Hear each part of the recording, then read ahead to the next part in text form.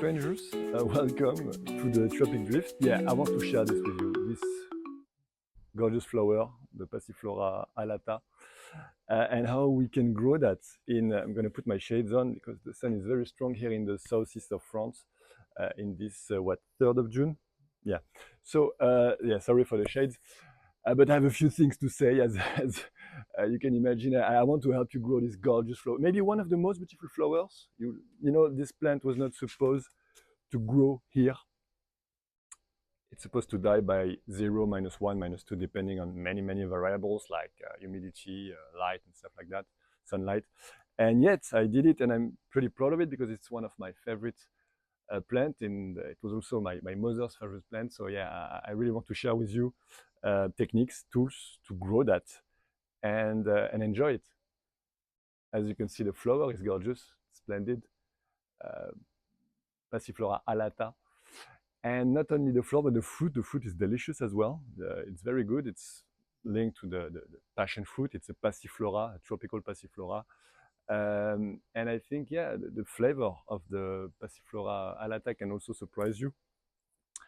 But yeah, so what happened? Why do I love this flower? I used to live in Malaga, and the climate was more allowing there with, shades again, with better conditions than here.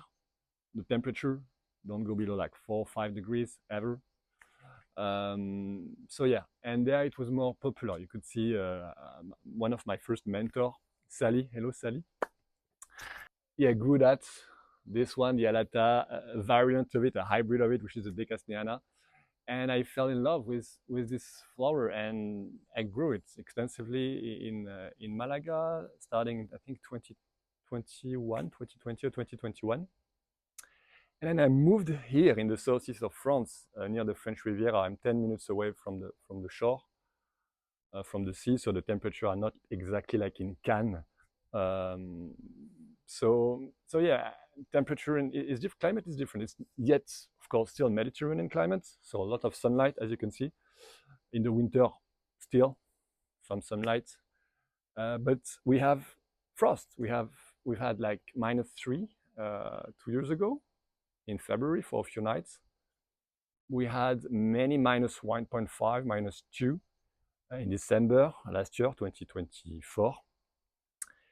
And yeah, so it's not that easy. And on top of that, you can add a lot of rain, precipitation by April. I mean, from September to April, May, and late winter. You don't want that much rain. So yeah, one of the first secrets, now let's get into the recipe, is drainage.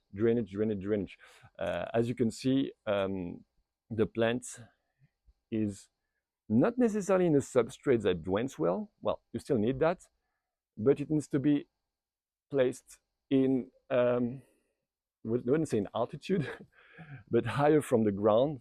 Pots are usually great.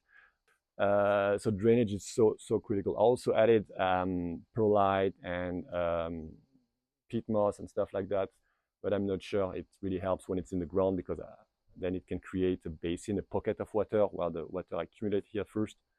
Well, that's what I heard from some YouTube science guy. So not sure about that.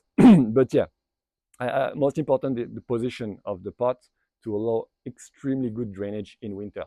If you are in a climate where it rains a lot in winter, like the Mediterranean climate. Yeah, so first thing, then grafting, thanks to my, I would say, second mentor, Paolo. Thank you, Paolo, if you watching that. You have to watch that. You have to watch this video, Paolo.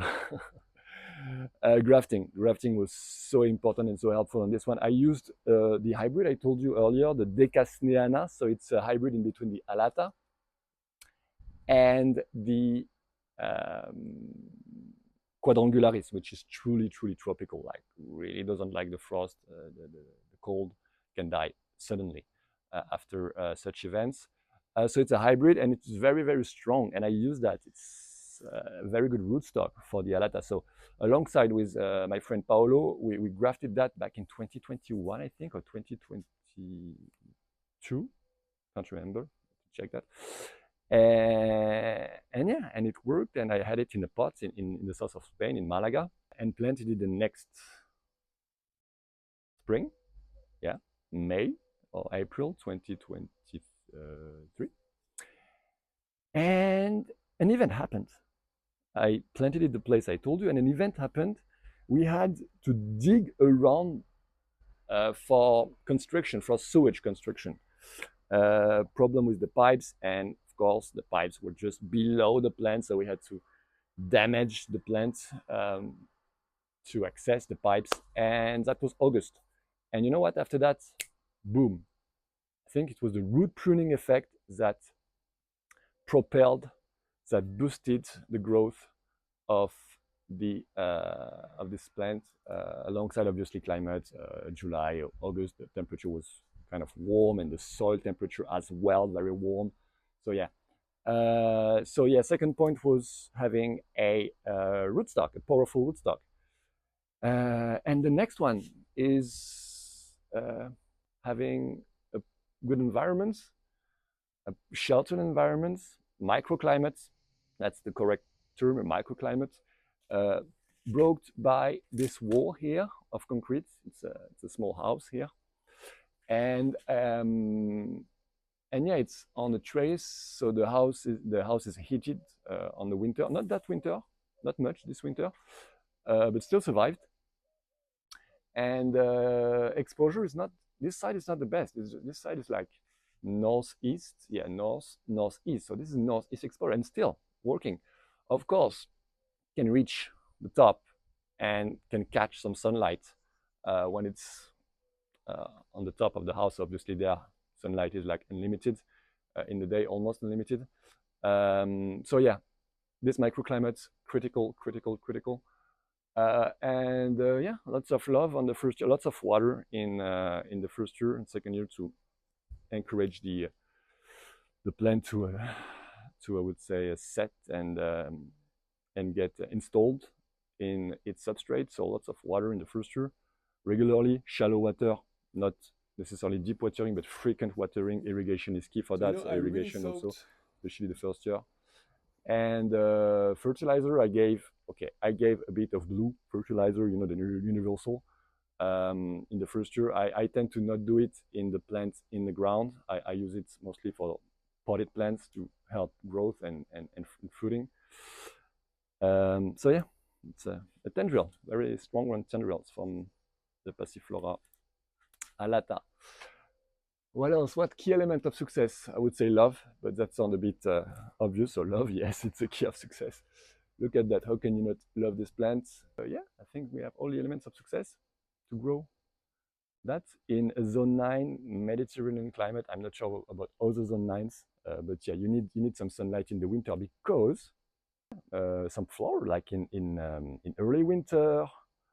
I had flowers like I think in April, so in early spring, you know, so it's still active. So I think the sunlight is very important as well, brought by the Mediterranean climate. So yeah, sunlight, obviously, another ingredient, but that's pretty basic. All right, so yeah, Passiflora alata will impress everyone, and it's a gorgeous plant to grow. So yeah, comments, you know the drill. Send me a few comments if you want to know more, if you have questions or comments or whatever. I mean, you guys know YouTube is the usual thing, right? I'm also doing that to share my experience and knowledge and passion and energy also. So yeah, grow it, and you will be happier for sure. Bye.